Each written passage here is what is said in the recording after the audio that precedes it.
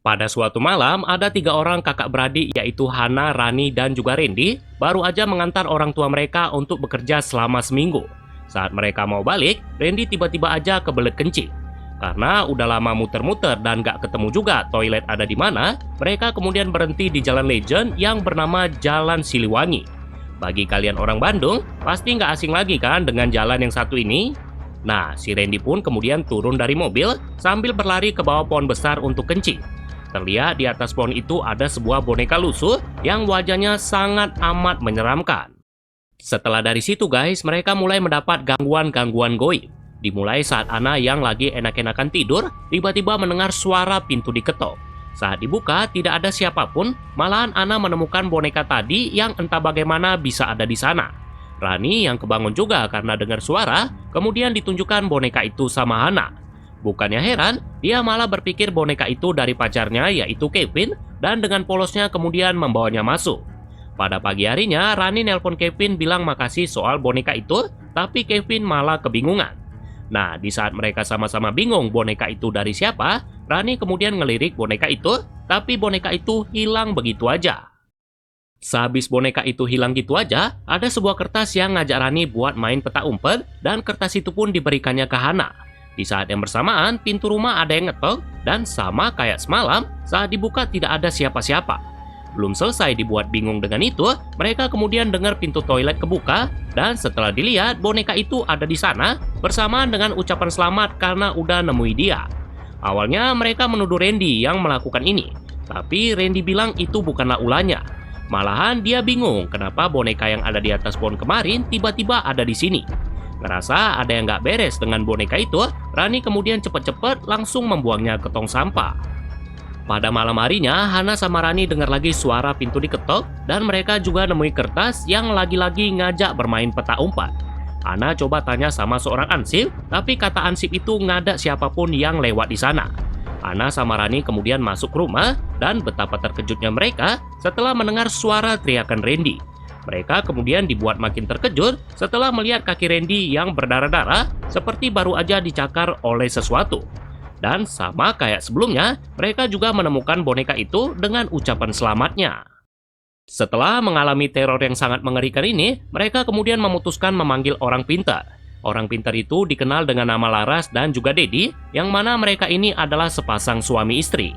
Mirip-mirip lah kayak Ed dan Lauren yang ada di film The Conjuring. Atau bisa dibilang mungkin sengaja jiplak kali ya. Selanjutnya, scene kemudian pindah ke pasangan suami istri bernama Daniel dan juga Anya. Mereka ini bisa dibilang hidupnya lumayan susah, karena Daniel hanya bekerja di proyek dengan gaji kecil, sementara hanya adalah seorang pembuat boneka. Namun, pada suatu hari, Daniel bilang sama Anya kalau dia dapat promosi dari kerjaannya. Dia juga bilang kalau sekarang mereka bisa beli rumah dengan dicicil, karena gaji dari kerjaannya yang sekarang lumayan gede.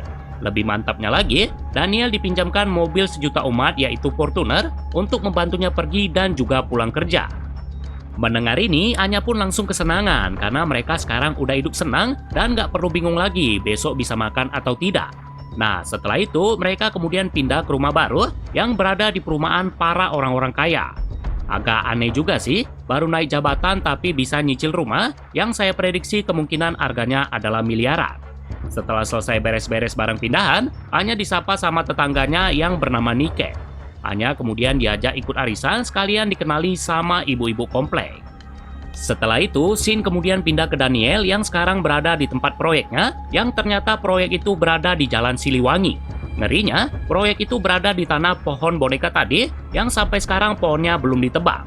Daniel yang nggak tahu apa-apa soal pohon itu, kemudian bertanya sama dua bawahannya. Kata mereka, nggak ada satupun yang berani menebang pohon itu karena katanya pohon itu ada penunggunya. Usut punya usut, beberapa bulan yang lalu, ada satu keluarga yang terdiri dari ayah, ibu, dan bocil perempuan berumur 5 tahun yang dibunuh perampok di daerah dekat sini. Nah, sebelum meninggal, bocil itu sering bermain di pohon tadi bersama bonekanya. Setelah dia meninggal, bonekanya kemudian didoai sambil ditaruh di atas pohon itu dengan harapan arwah bocil itu bisa tenang. Intinya, pohon itu sudah seperti rumah bocil itu, dan siapapun yang mengganggu pohon itu pasti akan diganggu oleh dirinya. Itulah yang terjadi sama Ana, Rani, dan juga Randy tadi. Daniel yang nggak percaya dengan hal-hal seperti itu, kemudian nyuruh orang lain untuk menebang pohon tersebut. Sementara itu di rumahnya Niken hanya dikasih saran buat bikin selamatan agar rumah barunya tidak mendapat gangguan goib. Tapi karena Anya ngerasa itu nggak penting, saran itu pun tidak terlalu diperdulikannya. Malamnya saat Daniel pulang kerja, Anya nemui boneka tadi di bagasi mobil suaminya. Dipikir Daniel boneka itu tidak sengaja terbawa dan dia pun berniat untuk membuangnya. Namun Anya langsung melarangnya karena boneka itu bisa menjadi inspirasi saat dia membuat boneka. Sama kayak Hana, Rani, dan juga Randy tadi, pasangan suami istri ini pun kemudian diganggu sama boneka itu. Di hari pertama, gangguannya nggak terlalu ngeri-ngeri. Boneka itu hanya memecahkan gelas di dapur, lalu dia juga membuka pintu kamar, dan terakhir boneka itu yang mengeluarkan bau busuk. Anya dan Daniel pun nggak kepikiran itu adalah kerjaan makhluk goib. Mereka berpikiran gelas pecah karena ulahnya tikus, pintu terbuka karena disebabkan oleh angin, dan terakhir bau busuk yang dipikirannya berasal dari kentutnya Daniel. Keesokan harinya, Anya cerita sama Niken soal kejadian semalam bersama anak perempuan Niken yang bernama Cila. Di dalam rumah, Anya diminta buat nunjuki kejadian tadi malam lewat kamera CCTV yang sebelumnya udah dipasang. Walaupun waktu kejadian gelas pecah nggak masuk di dalam kamera, tapi kejadian pintu kebuka sendiri kerekam dengan jelas. Setelah ngelihat itu, Niken pun yakin kalau itu adalah kerjaan makhluk goib, namun langsung dibantah Anya. Waktu mereka lagi ngebahas itu, tiba-tiba ada suara dari ruangan boneka. By the way, Anya ini punya ruangan khusus, yang mana ruangan itu isinya boneka koleksinya Anya.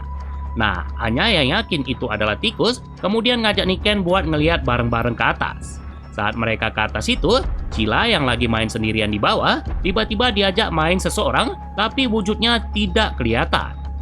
Sementara di lantai atas, Anya nyalai lampu kamar dan tiba-tiba ada tikus yang ngageti mereka. Mereka pun ketawa-ketawa karena kejadian itu, namun ketawa itu hanya sebentar saja. Karena di saat yang bersamaan, Niken ngeliat rak boneka Anya dan dia pun terkejut kenapa boneka horor itu bisa ada di sana. Kata Niken, nama boneka itu adalah Gaulia, yang dalam bahasa Arab berarti yang jahat dan ngikuti hawa nafsu. Niken yang tahu betul mengenai kisah boneka itu, kemudian nyuruh Anya untuk kembali ke tempat asalnya. Karena anak yang punya boneka ini, arwahnya sekarang masih nggak tenang alias gentayangan. Di saat yang bersamaan, Cila datang ke sana, bilang sama Anya kalau dia mau meminjam boneka itu. Katanya boneka itu mau dimainkan sama temannya yang sekarang berada di luar rumah. Heran teman siapa yang dimaksud Cila, mereka kemudian melihat dari jendela, namun tidak ada satupun orang di luar rumah. Pada malam harinya, kembali Anya mendapat gangguan, tapi dia nggak sadar kalau itu adalah gangguan dari boneka itu. Sama kayak yang terjadi sama keluarga Hana, di sini Anya juga mendapat kertas yang ngajak main peta umpet di depan pintu. Dipikir si Anya itu adalah kerjaannya Cila, karena Cila sangat suka main peta umpet, dan kebetulan saat Anya nemuin kertas itu, Cila lagi bermain lompat tali di depan rumahnya. Keesokan harinya, Daniel pergi kerja seperti biasa, sementara Anya melakukan usaha rumahannya, yaitu membuat boneka. Nah, lagi-lagi dia mendapat kertas seperti semalam, tapi bedanya Cila sekarang nggak ada di depan rumah. Anya pun coba nelpon Cila, bertanya apakah emang Cila yang menaruh kertas itu. Cila bilang kalau bukan dia yang naruh, tapi temannya yang semalam mau pinjam boneka di rumahnya Anya. Barulah guys, di malam hari ketiga, Anya mendapat gangguan goib yang benar-benar sangat mengerikan. Tidak seperti malam-malam sebelumnya, malam itu hujan turun dengan derasnya, dibarengi dengan suara petir yang sangat menggelegar. Anya yang saat itu lagi nungguin Daniel pulang, dibuat terkejut dengan seorang bocil memakai jas hujan hitam berdiri tepat di jalan depan rumahnya. Anya kemudian nyamperin bocil itu sambil bertanya ngapain dia ada di sana. Kata itu bocil dirinya lapar, dan saat ditanya namanya siapa, katanya namanya adalah Uci. Anya yang nggak tega ngelihat bocil itu, kemudian nawari dia untuk makan sup, dan anak itu pun mengangguk mau. Bocil yang wajahnya tidak kelihatan ini, kemudian duduk di meja sambil memakan sup itu. Anya yang berpikir itu adalah anak tetangga, kemudian menelepon Niken bilang soal anak itu. Tapi Niken bilang kalau anak seumuran itu di komplek ini hanya Cila saja, jadi nggak mungkin kalau anak itu berasal dari sini. Anya kemudian bilang nama anak itu adalah Uci, dan seketika itu pun Niken langsung terdiam. Niken dengan agak takut kemudian nanya, "Kamu lihat mukanya nggak?" Anya kemudian menjawab tidak, dan di saat yang bersamaan anak itu tiba-tiba ada di belakang Anya. Dengan suara seremnya, dia kemudian bertanya di mana kamar mandi. Hanya dengan polosnya memberitahu, dan dia kemudian lanjut teleponan sama Niken. Kata Niken, "Kamu dengar baik-baik ya. Uchi itu anak perempuan yang punya boneka Gaulia. Dia korban perampokan yang dibunuh dan kemudian meninggal dengan kepala bolong karena tembakan." Seketika itu lampu tiba-tiba mati bersamaan dengan telepon yang juga ikut-ikutan mati. Dalam keadaan gelap dan juga ketakutan, Anya kemudian ngecek Uchi ke kamar mandi, tapi dia cuma nemui tulisan yang lagi-lagi ngajak Anya untuk bermain peta umpet. Anya kemudian dengar suara pintu kebuka di lantai 2, dan pas diceknya ternyata itu pintu ruangan boneka yang terbuka. Dia pun coba meriksa ruangan itu, dan betapa terkejutnya dia setelah melihat boneka Gaulia ada di lantai. Padahal boneka setan itu seharusnya ada di rak. Anya kemudian dibuat makin terkejut setelah dia mendekati boneka itu, mendapat kertas berisi "Aku di ruangan ini, temukan aku", kemudian pintu ruangan yang tertutup sendiri, dan terakhir inilah yang terjadi sama si Anya. Sementara Niken yang khawatir sama keadaan tetangga barunya itu berniat untuk mendatanginya, tapi tiba-tiba dia mendengar suara teriakan Anya. Spontan Niken pun langsung berlari menyelamatkan Anya yang seperti orang lagi diserang-serang. Setelah mengalami teror yang sangat mengerikan ini, malam itu juga Niken ajak Anya buat ngembaliin boneka laknat itu. Tapi saat mereka sampai ke sana, Niken dibuat terkejut karena pohon itu udah nggak ada lagi. Gak hilang akal, Niken kemudian manggil pemuka agama yang bernama Wahid. Wahid kemudian mengubur boneka itu sambil didoain, berharap arwah anak itu tidak mengganggu Anya lagi. Sayangnya, apa yang mereka harapkan tidak terjadi. Saat Anya lagi berendam di dalam bathtub alias lagi mandi, tiba-tiba dia mendengar suara lonceng dari pintu. Dipikirnya itu adalah kerjaannya Cila, karena itu bocil suka main peta umpet memakai lonceng, dan kebetulan Niken baru aja telepon bilang kalau Cila dari tadi pergi entah kemana. Dengan hanya memakai anduk, Anya kemudian nyari Cila sampai ke gudang rumahnya. Sebelum masuk, dia ditelepon lagi sama Niken yang bilang kalau Cila udah ketemu.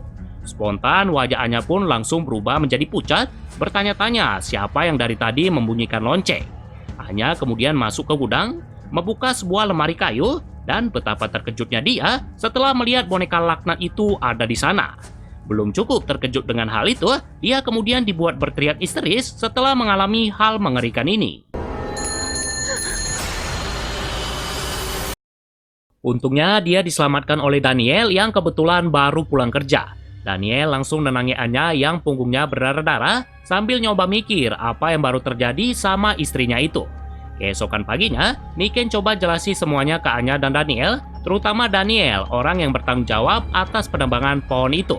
Tapi sesuai dengan namanya yaitu Daniel, orangnya pun juga denial alias suka nyangka. Dia nggak percaya dengan semua itu, malahan dia balik nyalain Niken karena udah bikin istrinya jadi ketakutan. Daniel kemudian pergi kerja karena mendapat telepon ada masalah di proyek. Saat sampai di proyek, Daniel ngelihat banyak warga yang lagi demo, dan ternyata mereka lagi demo soal penebangan pohon tadi. Katanya orang yang kemarin nebang pohon itu kabarnya diganggu arwahnya Uchi sampai dia meninggal. Ini pun bikin para tetangga marah campur ketakutan, dan mereka mau dijamin keselamatannya. Kalau enggak, mereka nggak akan pergi dari proyek itu. Caranya, mereka ingin pihak proyek memanggil orang pinter, tapi nggak sekedar orang pinter biasa. Arwahnya si Uchi ini udah marah besar guys, karena rumahnya ditebak. Jadi mereka mau orang pinter yang benar-benar jago, agar bisa mengatasi masalah goib yang mengerikan ini. Selanjutnya, Shin kemudian pindah ke rumahnya Anya, yang mana Anya yang lagi enak-enak tidur, tiba-tiba kebangun karena ada suara di bawah kasurnya. Saat dilihat, tidak ada apapun di sana. Tapi saat kamera menyorot lagi ke tempat tidur, inilah yang tiba-tiba muncul. Anya yang kaget langsung diserang sampai teriak-teriak, dan ini pun bikin Daniel kebangun sambil coba nenangin Anya. Saat Daniel ngeliat luka di pahanya Anya, tiba-tiba pintu kamar mandi seperti ada yang mendorong-dorong. Walaupun udah dilarang Anya buat kesana, Daniel tetap pergi, dan dia pun cukup terkejut setelah melihat boneka laknat bersamaan dengan tulisan "Coba cari aku" di seluruh tembok. Sementara itu, di tempat lain, Wahid yang nggak mampu lagi menghadapi boneka itu lagi berbicara sama Laras di rumahnya.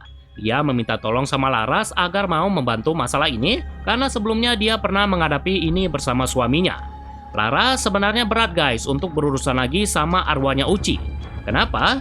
Karena saat dulu melakukan pembersihan terhadap boneka itu, dia harus kehilangan suaminya karena mereka kurang hati-hati. Jadi sebelum dia melakukan ini lagi, dia bilang sama pembantunya yaitu Sumi agar mau menjaga anaknya yaitu Sera jika terjadi sesuatu pada dirinya.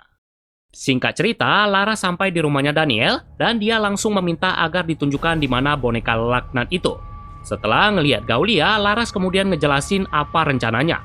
Jadi sebelum dilakukan pembersihan, didoakan dan kemudian dicarikan tempat baru, dia harus berkomunikasi dulu dengan arwahnya Uchi. Nah, sebelum melakukan itu, Laras menyuruh Niken untuk pergi dari sana. Dia takut Uchi bakal nyerang Niken karena melalui Nikenlah Laras bisa datang ke sana. Singkat cerita, semua benda udah dipersiapkan. Antara lain ada beberapa lilin merah, ada juga beberapa dupa, lalu boneka Gaulia yang ditaruh di tengah meja, dan terakhir ada boneka jelangkung untuk menulis apa yang nantinya dibilang Uchi. Awalnya semuanya berjalan lancar, Uchi ngejawab pertanyaan Laras dengan normal. Tapi lama-kelamaan jawabannya jadi brutal dan kemudian komunikasi berhenti secara mendadak. Suasana kemudian menjadi hening, tapi tiba-tiba saja inilah yang terjadi sama si Anya. Untungnya serangan Uchi ke Anya berhasil dihentikan, tapi untuk saat ini. Karena cara baik-baik tidak bisa, maka Laras akan melakukan cara kasar untuk mengusir Uchi. Adapun cara yang akan dilakukannya adalah arwah Uchi akan diikat di dalam boneka itu. Laras juga tidak melakukan ini sendirian, melainkan dia juga memanggil Wahid dan seorang temannya untuk membantu. Selain itu, dia juga akan menggunakan garam yang diyakini bisa menyempitkan makhluk itu dari dunia lain. Lalu air suci yang sudah didoakan oleh ulama dan ustadz akan melemahkan arwahnya Uchi. Dan yang terakhir, Wahid dan temannya akan melantunkan doa-doa untuk semakin melemahkan arwah bocil gila tersebut. Jadi guys, arwahnya Uchi ini udah bersekutu sama iblis karena kematiannya yang amat sangat keji. Jadi dia sekarang suka mengganggu manusia dengan 3 cara, yaitu mengenal, menakuti, dan juga merasuki. Dalam kasusnya Anya, sekarang dia sudah masuk dalam hal merasuki, dan orang yang akan dirasukinya itu adalah Anya. Anya akan dikendalikannya untuk membunuh Daniel, dan setelahnya Anya pun juga bakal dibunuh. Singkat cerita, mereka mulai melakukan ritual untuk arwahnya Uchi, tapi di saat yang bersamaan, Laras mendengar suara dari ruangan boneka. Saat dicek, ternyata tidak ada apapun, hanya ada kucing hitam yang keluar melalui pintu. Laras yang ngerasa Uchi lagi ngerjain mereka, tiba-tiba saja mendengar suara teriakan Niken. Saat dilihat, betapa terkejutnya mereka setelah melihat Niken yang sudah dirasuki Uchi dan sekarang dia mau melompat dari lantai 2. Kondisi Niken benar-benar sangat mengerikan guys. Terlihat wajahnya babak belur seperti baru dipukuli dan ada juga tali yang terikat di lehernya. Melihat ini, Laras bersama Wahid coba nyelamatin tapi usaha mereka sia-sia. Niken dengan ngerinya menggorok lehernya sendiri dan kemudian dia terjatuh hingga kepalanya copot. Sementara itu, di rumahnya Laras, Sera yang lagi main sendirian di kamarnya didatangi Uchi yang ngajak bermain. Sumi yang kebetulan lewat, nggak sengaja dengar Sera ngomong sama seseorang. Sumi kemudian coba tanya dari luar pintu, tapi tiba-tiba dia mendengar suara teriakan Sera. Panik mendengar itu, Sumi coba membuka pintu, tapi pintunya terkunci. Dia kemudian menelepon Laras, dan Laras pun secepatnya langsung pulang. Tanpa pikir panjang, Laras langsung mendobrak pintu dan ternyata tidak ada apapun yang terjadi sama Sera. Laras kemudian sadar kalau ini hanyalah akal-akalan Uchi saja agar dia bisa menjauhkan Laras dan Uchi pun akan leluasa untuk membunuh Daniel serta Anya. Balik lagi ke rumahnya Daniel yang mana ada kejadian yang tidak disangka-sangka. Saat mereka lagi bersama Wahid dan temannya, tiba-tiba ada segerombolan kelelawar yang menerobos masuk ke dalam rumah. Dengan brutalnya, para kelelawar itu langsung menyerang Wahid dan temannya, sementara Anya dan Daniel ngumpet di bawah meja. Mereka kemudian berhasil lolos, tapi sayangnya mereka harus kepisah. Anya yang sekarang berada di ruangan boneka, tiba-tiba aja diserang Uchi yang penampakannya sangat mengerikan. Gak hanya diserang aja, Uchi kemudian merasuki badannya Anya dengan cara seperti ini. Daniel yang dengar suara teriakan Anya, kemudian nyamperin Anya melalui jendela. Tapi saat Daniel berhasil masuk, dia malah diserang Anya yang udah kerasukan. Pipinya Daniel harus robek gara-gara digigit dan perutnya pun juga ditusuk memakai gunting. Dengan badan yang udah penuh darah, Daniel coba nyelamatin diri dengan masuk ke loteng rumah, namun usahanya sia-sia. Di sana dia ketemu lagi sama Anya dan sekali lagi Anya mendaratkan guntingnya ke badannya Daniel. Di saat yang bersamaan, Laras datang lagi ke sana dan untuk mengusir para kelelawar tadi, Laras kemudian membuat obor. Saat Laras naik ke loteng, Daniel hampir saja menjadi mayat, tapi untungnya Laras langsung menghentikan iblis gila itu. Suasana di sini benar-benar sangat mencekam, guys. Suasana mencekam itu kemudian berakhir setelah Anya disuruh untuk mengingat kenangan indah bersama Daniel. Seketika itu, Uchi langsung keluar dari badannya Anya, walaupun sempat terjadi hal mengerikan ini. Kalau kalian pikir semuanya sudah berakhir, kalian salah, guys. Malahan ada sesuatu yang bikin kita geleng-geleng kepala campur marah juga. Laras yang tadi sempat menyentuh Daniel, secara tidak sengaja mendapat penglihatan tentang masa lalu pria tersebut.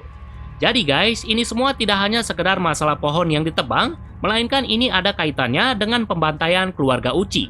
Ternyata guys, yang melakukan perampokan itu adalah Daniel dan seorang temannya. Daniel gak mau bernasib sama seperti orang tuanya dulu. Ibunya meninggalkan ayahnya karena masalah ekonomi, dan ayahnya kemudian bunuh diri di depan matanya. Itulah kenapa dia kemudian merampok keluarga Uchi. Sebenarnya keluarga itu tidak akan dibunuh kalau ayah Uchi tidak melakukan perlawanan. Dia menusuk temannya Daniel memakai pisau, dan temannya pun kemudian menembak ayahnya Uchi. Ibunya pun juga ikutan ditembak bersama dengan Uchi yang ada di pelukannya. Hanya Daniela yang selamat kala itu, sementara temannya pun juga mati karena tusukan itu. Jadi, rumah dan mobil yang dimiliki Daniel sekarang itu bukanlah dari gaji naik jabatannya, melainkan hasil rampokan itu. Setelah mendengar ini, Hanya pun langsung terkejut karena dia nggak nyangka Daniel bisa melakukan hal tersebut. Sementara Uchi yang amarahnya belum selesai, kembali mencoba untuk menyerang mereka. Laras kemudian ngajak mereka untuk keluar, sayangnya hanya dia dan Anya saja yang berhasil keluar. Daniel terkunci sendirian di rumah, dan dia pun disiksa habis-habisan sama si Uchi. Mulai dari Uchi yang menarik sebelah tangannya Daniel ke lubang wastafel hingga membuat pergelangannya menjadi putus. Kemudian Uchi yang keluar dari lubang wastafel itu dan kemudian merasuki Daniel seperti Anya tadi. Dan terakhir Daniel yang dibunuh Uchi dengan cara dijatuhkan dari lantai 2 sebanyak 2 kali. Melihat ini, Anya pun langsung berteriak histeris, sementara Uchi malah senang karena dendam keluarganya akhirnya bisa terbalas. Scene film ini kemudian ditutup dengan boneka Gaulia yang sekarang tinggal di rumahnya Anya, sementara Anya yang punya rumah malah harus pergi dari sana.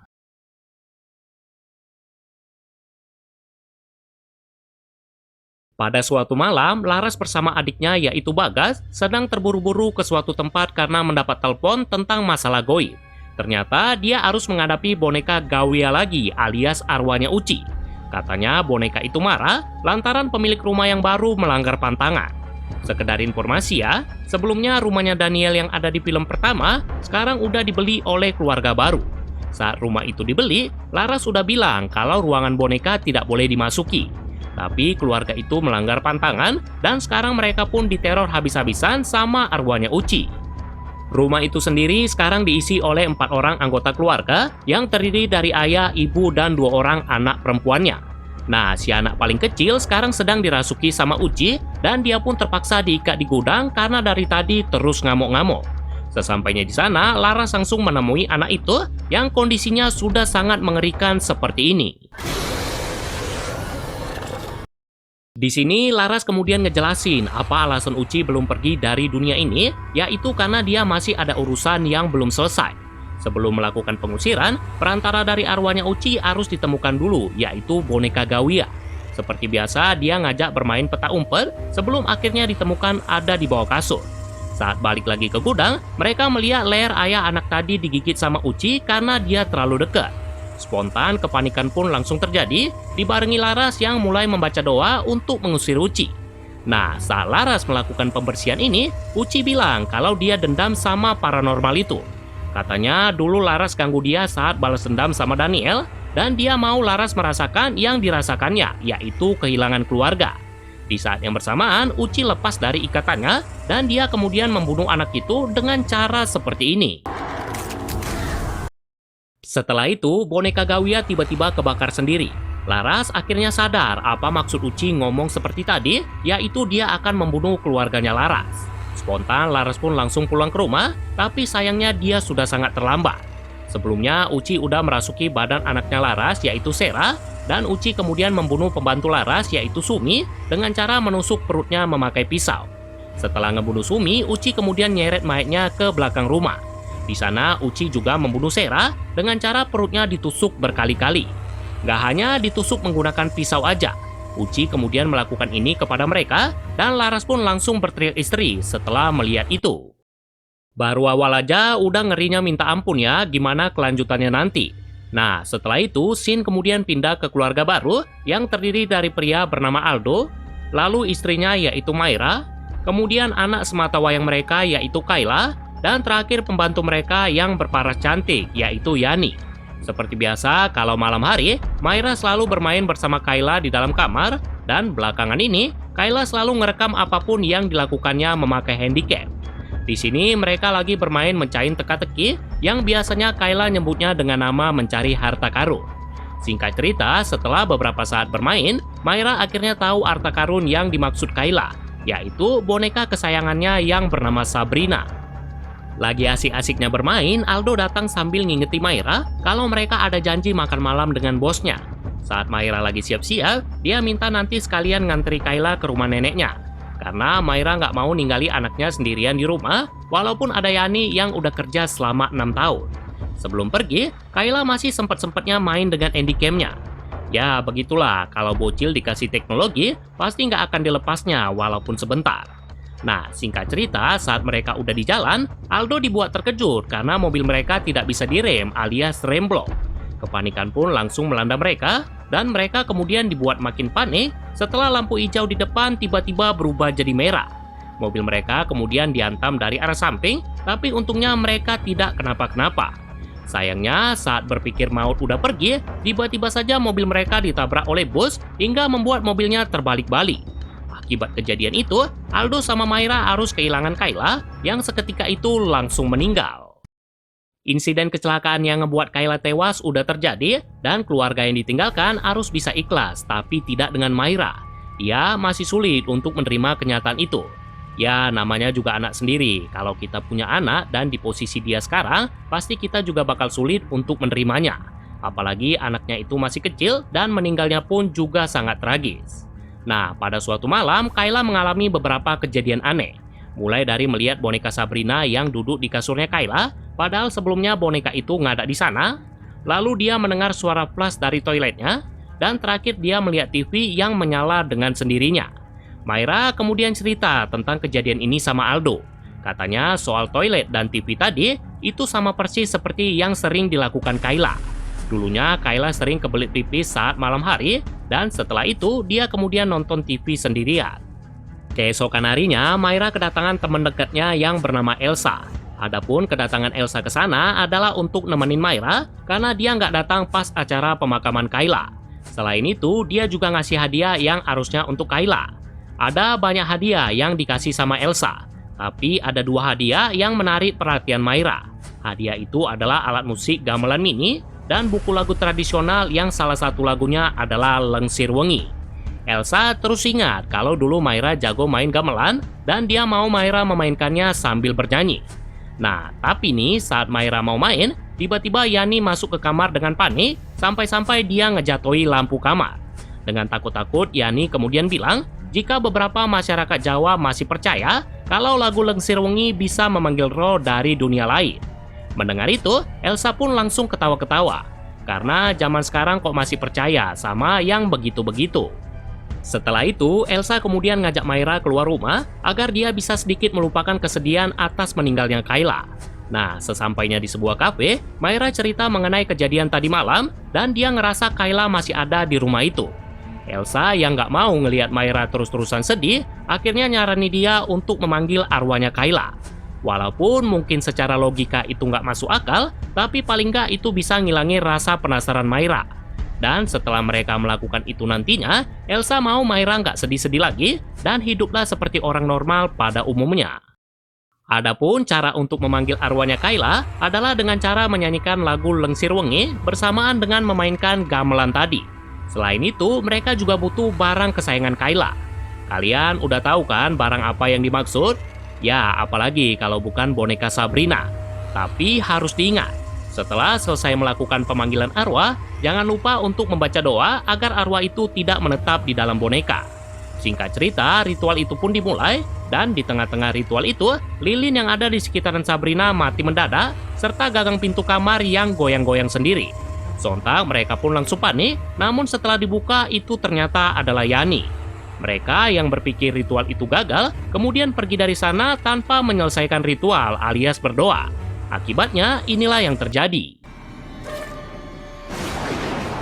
Dan mulai dari sinilah guys, Maira pun mulai mengalami hal-hal goib. Mulai dari Maira yang lagi keramas, tiba-tiba ada tangan lain yang bantuin Maira. Lalu penampakan Kayla, tapi Maira nggak sadar itu adalah anaknya. Kemudian Kayla yang nempel di jendela udah kayak Spiderman. Dan terakhir ada tulisan mama di cermin kamar mandi. Sontak hal ini pun langsung membuat Maira berteriak hingga didatangi sama Elsa. Maira kemudian nunjukin Elsa tulisan di cermin itu, tapi tulisan itu tiba-tiba ngilang begitu aja. Keesokan harinya, sebelum Elsa balik, dia pesan ke Maira untuk banyak-banyak melakukan aktivitas. Coba ngikutin apa yang dibilang temannya itu, Maira kemudian pergi ke atap buat ngangkati jemuran.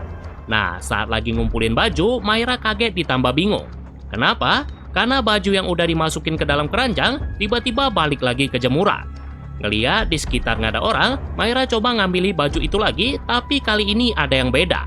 Saat baju mau dimasukkan ke keranjang, muncullah Sabrina yang entah bagaimana bisa ada di sana. Sontak Maira pun langsung berteriak, tapi untungnya dia ditenangkan Aldo yang datang ke sana. Maira kemudian ngecek ke kamar Kayla, dan lagi-lagi dia ngelihat Sabrina yang kali ini megang kertas bertuliskan kata main. Setelah kejadian ini, Maira akhirnya cerita semuanya ke Aldo, di mana dia nyoba manggil arwahnya Kayla, tapi nggak nyelesain ritualnya dengan benar. Jadinya sekarang Kayla tinggal di boneka Sabrina, dan bukti nyatanya adalah kertas yang Maira pegang saat ini. Kertas ini biasanya dipakai Kayla buat main permainan yang dinamainya harta karun. Aldo pun hanya diam saja sambil memeluk Maira, mulai berpikir kalau istrinya itu udah mulai gila. Pada malam harinya, kembali Maira diganggu sama Kayla. Mulai dari Sabrina yang tiba-tiba muncul saat Maira lagi setrika baju. Lalu Kayla yang memanggil Maira dengan sebutan mama. Kemudian ada tulisan harta karun di basement rumah. Dan terakhir Maira mendapat kejutan yang sangat mengerikan ini.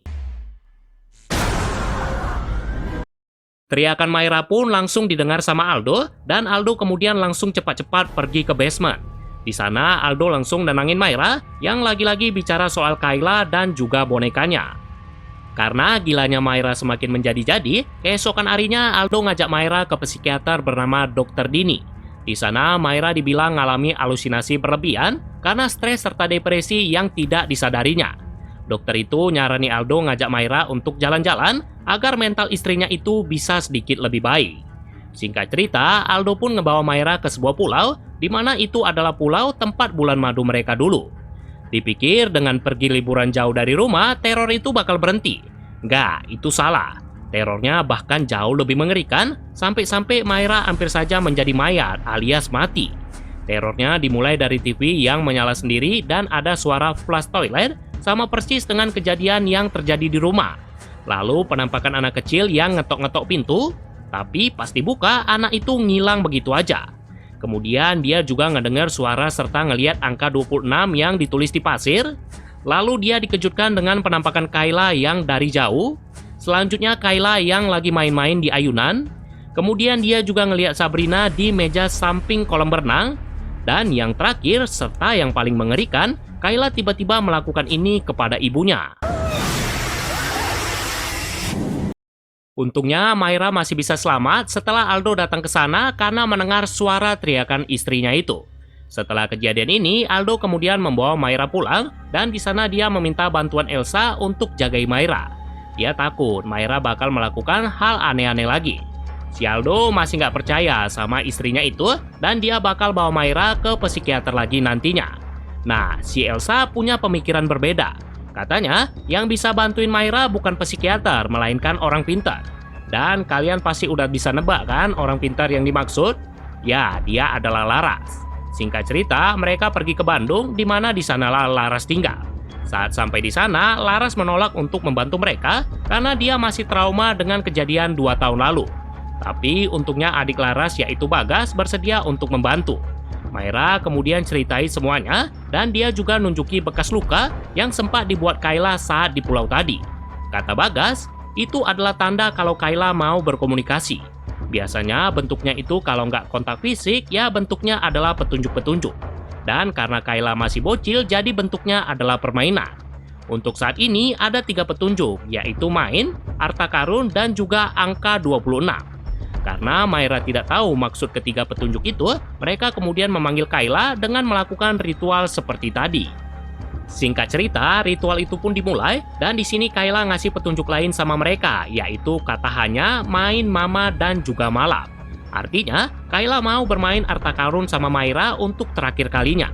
Myra harus melakukan itu sendirian malam ini, dan nanti Kayla bakal ngasih sesuatu yang bakal memecahkan teka-teki ini. Tapi ada satu hal yang harus diingat sama Myra, yaitu jangan biarkan satu orang pun memegang boneka Sabrina. Jika ada yang memegang Sabrina selain Myra, maka orang tersebut akan dicelakai sama Kayla. Setelah itu, Bagas kemudian pergi ke penginapan di dekat rumahnya Myra, dan dia minta ditelepon jika Myra membutuhkan sesuatu. Malamnya, Myra pun mengikuti apa kemauan Kayla, dan benar saja, di sini dia mendapat petunjuk lain. Petunjuk itu berkaitan dengan memory card rekaman Kayla yang ke-26, atau itu adalah rekaman terakhir Kayla sebelum meninggal. Tapi saat Myra mencari di kamar Kayla, ternyata memory card itu udah hilang entah kemana. Keesokan harinya, Dr. Dini datang ke rumahnya Aldo karena sebelumnya Aldo udah buat janji untuk konsultasi. Nah, saat sesi konsultasi itu, Dr. Dini coba beberapa metode terapis dengan tujuan buat nyembuhi halusinasi Myra. Hampir semua cara udah dicoba, tapi satu pun tidak ada yang mempan. Hingga pada akhirnya, dokter itu pakai cara yang ngebuat dia harus memegang boneka Sabrina. Sontak Myra pun langsung panik sambil mencoba nenangi Kayla yang udah mulai marah. Tapi percuma, Kayla kemudian coba melukai Dr. Dini dengan beberapa cara. Mulai dari menjatuhkan lampu gantung, lalu buku-buku pada berterbangan, kemudian badannya yang dihantamkan ke rak buku, dan puncaknya Kayla melakukan ini pada dokter itu. Setelah ngelihat itu, Aldo akhirnya percaya sama semua omongannya Myra. Bagas selalu dikabari soal kejadian ini dan dia pun langsung cepat-cepat pergi ke sana. Nah, pas mau pergi, tiba-tiba Laras ada di depan pintu, bilang kalau mereka harus cepat. Jadi guys, sebelumnya Bagas minta bantuan Laras, tapi Laras nggak mau bantu. Ya, kalian tahulah alasannya, yaitu karena masih trauma dengan kematian anaknya. Tapi saat Laras lagi lihat di foto anaknya, tiba-tiba saja kaca foto anaknya retak, alias dia sedang berkomunikasi dengan ibunya itu. Sebelumnya, Laras ini tidak pernah bisa guys berkomunikasi sama Sera. Satu kali pun dia tidak pernah bisa. Tapi di sini Sera bilang sama Saras agar ibunya mau membantu Myra. Singkat cerita, mereka sampai di rumahnya Aldo dan langsung memeriksa Dr. Dini yang ternyata masih hidup. Bagas kemudian bawa dia ke rumah sakit, sementara Laras bersama Myra dan juga Aldo mencoba berkomunikasi dengan Kayla. Dengan melalui alam bawah sadarnya Laras, Kayla menunjuki di mana letak memory card yang ke-26, yaitu di dalam kotak yang ada di gudang basement. Singkat cerita, Myra nemuin memori itu, dan gak pakai lama-lama dia langsung melihat isinya. Di saat yang bersamaan, baik lewat rekaman maupun alam bawah sadar Laras, mereka sama-sama ngelihat fakta yang sangat mengejutkan. Ternyata guys, kecelakaan yang dialami sama Aldo, Myra, dan juga Kayla itu adalah kerjaannya Yani. Dia nyuruh orang untuk motong kabel rem mobilnya Aldo, dan kejadian ini sendiri tidak sengaja direkam sama si Kayla. Setelah ngelihat ini, sontak Myra pun langsung naik pitam, dan kemudian dia nemu Yani bersama Aldo dan juga Bagas yang udah balik lagi ke sana. Di sini Yani kemudian jujur apa alasan dia melakukan itu. Jadi guys, 6 tahun yang lalu saat Yani pertama kali kerja di sana, dia ngelihat Myra terus-terusan sedih karena susah punya anak. Ini pun ngebikin Aldo jadi kepikiran, sekaligus dia nggak pernah diurusi sama istrinya itu. Nah, si Yani yang ternyata suka sama Aldo, belakangan mulai ganti tugasnya Myra sebagai istri Aldo. Gak hanya siapi semua keperluan Aldo aja. Yang lebih parahnya, mereka bahkan sempat melakukan hubungan suami istri alias main kuda-kudaan. Namun, lama-kelamaan Aldo tiba-tiba menjauh karena ngerasa hubungan dia dengan Yani tidaklah benar. Yani yang memang udah cinta mati sama Aldo, merasa sangat sakit hati karena hal ini. Dia kemudian makin sakit hati setelah Myra akhirnya mendapatkan anak, yaitu si Kayla tadi. Yani yang udah nggak tahan lagi ngelihat kebahagiaan mereka, akhirnya mutusin untuk mencelakai mereka. Ini supaya adil. Kalau Myra tidak bisa mendapatkan cintanya Aldo, maka orang lain pun tidak boleh mendapatkannya. Setelah Yani ngungkapi semuanya, pintu di seluruh rumah tiba-tiba terkunci dengan sendirinya. Bagas kemudian dipanggil sama Laras, sementara Yani diikat di kursi agar nantinya bisa dipolisikan. Nah, saat Aldo ninggali Maira dan Yani sendirian, Yani yang tadinya melas-melas minta dikasihani, tiba-tiba saja ngomong seperti ini. Maira, kamu tahu apa alasan sebenarnya kenapa Pak Aldo tidak pernah ada di rumah sejak Kayla meninggal?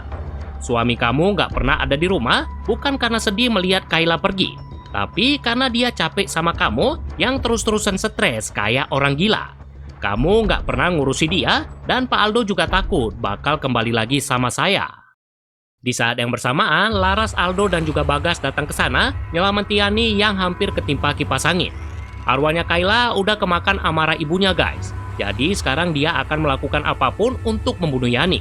Nah, karena si Laras ngalangi dia untuk membunuh Yani, Laras kemudian diseretnya masuk ke kamar mandi dan dia dibuat pingsan setelah kepalanya dibenturi ke tembok. Sementara Bagas yang mau nyelamati kakaknya malah kena timpa AC hingga kepalanya bocor. Maira sekarang sendirian lagi sama Yani, sementara Aldo pergi mencari alat untuk membuka pintu kamar mandi Laras. Nah, di sini guys, Yani berhasil melepaskan ikatannya setelah dia memotong memakai pecahan kipas angin. Anehnya, bukannya kabur, dia malah berusaha untuk membunuh Maira. Dia dengan santainya menusuk punggungnya Maira, tapi Maira masih bisa melawan dengan menendang perutnya. Di sini pun terjadi aksi kejar-kejaran yang cukup menegangkan. Sementara Aldo yang udah nemuin alat balik lagi ke kamar mandi dan dia kemudian bangunin Aldo. Di saat yang bersamaan, Aldo mendengar suara teriakan Maira dan dia pun secepatnya pergi ke sana. Ternyata sebelumnya Yani mukul kepala Maira dengan stick golf, tapi langsung dibalas Maira dengan tusukan pensil. Sayangnya, tusukan di kaki itu tidak menyetop Yani untuk mengejar Maira. Maira dikejarnya saat mau ke bawah, dan sekali lagi dia mau memukul Maira tapi langsung dihentikan sama Aldo. Walaupun Maira bisa selamat, tapi sayangnya malah ini yang terjadi sama Aldo. Ngelihat suaminya dibuat jatuh dari lantai 2, refleks Maira pun langsung mendorong Yani hingga mereka berdua sama-sama jatuh ke lantai bawah. Maira yang sadar duluan coba nyadarin Aldo, tapi dia malah diserang lagi sama Yani yang masih sempet-sempetnya nusuk Maira memakai beling. Ini perempuan emang bener-bener psycho guys. Dia lalu nguncin Maira di dapur, nyiksa Maira habis-habisan di sana, dan dia kemudian memasukkan Maira ke sebuah lemari. Gak cukup sampai di situ, Yani kemudian mau meracuni Maira dengan cara memasukkan gas memakai selang. Nah, si pembantu psycho ini gak sadar kalau di ruangan itu ada Sabrina yang sebelah matanya sekarang mengeluarkan darah. Tiba-tiba Yani ngelihat cahaya dari dalam lemari, dan saat dia ngeluarin Maira berniat untuk membunuhnya, inilah yang terjadi. Karena tusukan itu, bola mata sebelah kanan Yani pun langsung copot. Yani udah nggak kuat lagi untuk melawan Maira, apalagi sekarang Maira udah dirasuki sama anaknya. Perutnya pun kemudian juga ditusuk beberapa kali, serta dirinya yang ditendang ke pintu. Sementara Aldo yang udah sadar dari pingsannya, datang ke sana berusaha untuk menghentikan Maira. Tapi Maira bilang jangan hentikan dia dengan suara yang bukan suaranya lagi, melainkan sudah suaranya Kayla. Aldo bahkan dijepit Kayla di kursi agar ayahnya itu tidak ikut campur. Sekarang keadaan berbalik guys. Giliran Yanila yang dikejar-kejar sampai masuk ke ventilasi AC, dan ngerinya, Kayla terus-terusan ngeluarin suara untuk ngajak pembantunya itu bermain. Setelah itu, scene kemudian pindah ke Laras dan juga Bagas yang datang nyelamati Aldo dari jepitan kursi. Mereka kemudian bersama-sama nyari Maira, hingga mereka pun menemukan Maira di lubang ventilasi yang dengan ngerinya lagi menusuk-nusuk Yani. Untungnya sebelum Yani menjadi mayat, Aldo sama Bagas berhasil nyelamati dia.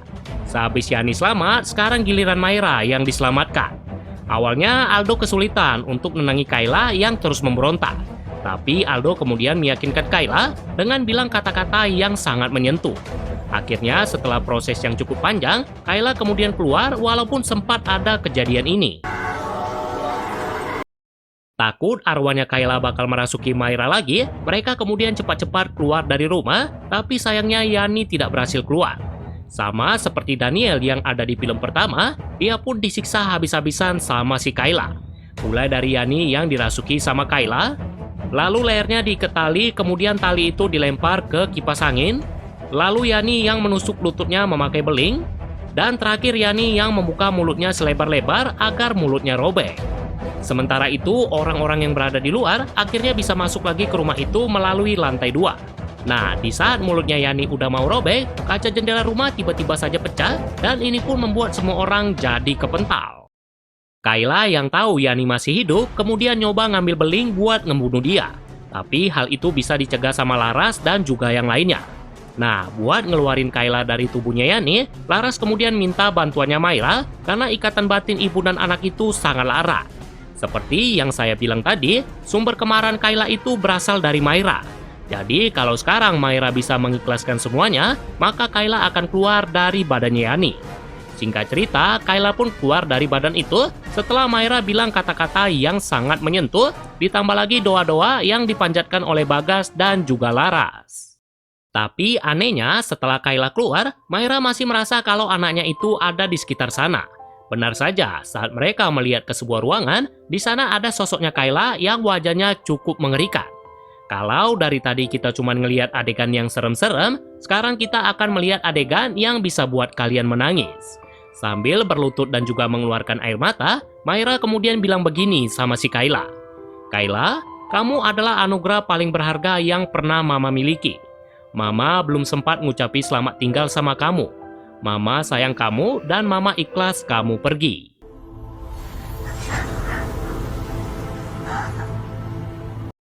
Film ini kemudian diakhiri dengan Yani yang masih selamat dan dia bakal nerima hukuman atas kejahatannya.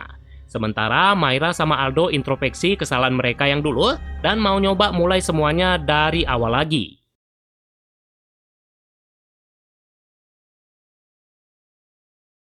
Di awal film ini, kita akan langsung disajikan sebuah adegan yang akan membuat jantung kita berdegup kencang.